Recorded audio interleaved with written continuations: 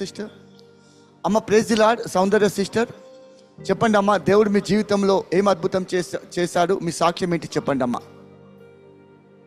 అన్నా, నేను ఇజ్రాయెల్ రావాల్సింది ఉండే, వీసా అప్రూవల్ కోసం వెయిట్ చేశాను అన్న. చాలా స్ట్రగుల్స్ ఫేస్ చేసిన. దానికి కొద్దిగా ప్రాసెస్ ఉంటుంది, లాంగ్ ప్రాసెస్ అది. ఆ ప్రాసెస్ లో కొంచెం ప్రాబ్లమ్స్ వచ్చినాయి, కొంచెం కాదు ఎక్కువనే ప్రాబ్లమ్స్ వచ్చినాయి. చాలా ప్రేర్ చేసుకున్నా. దేవుడి దయ వల్ల అదే టైంలో మీ గురించి నాకు మెర్సీ సిస్టర్ చెప్పడం జరిగింది. ఆమె ద్వారా నేను జూమ్ లో జాయిన్ అయినా.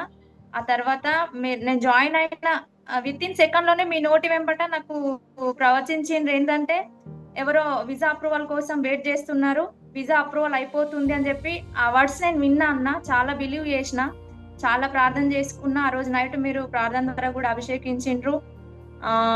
ఆ రోజు నుంచి 5th డే రోజు నాకు వీసా అప్రూవల్ అయిందన్న. దేవుడి దయ వల్ల వీసా వచ్చేసింది. నేను ఇజ్రాయెల్ వచ్చేసిన February 5th కి. దేవుని చిత్తం ద్వారా నేను ఇప్పుడు ఇజ్రాయెల్ లో ఉన్నా అన్న. సో మీరు ఇజ్రాయెల్ వెళ్ళారా? వెళ్ళానన్న. ఇప్పుడు ఇజ్రాయెల్లోనే ఉన్నారా?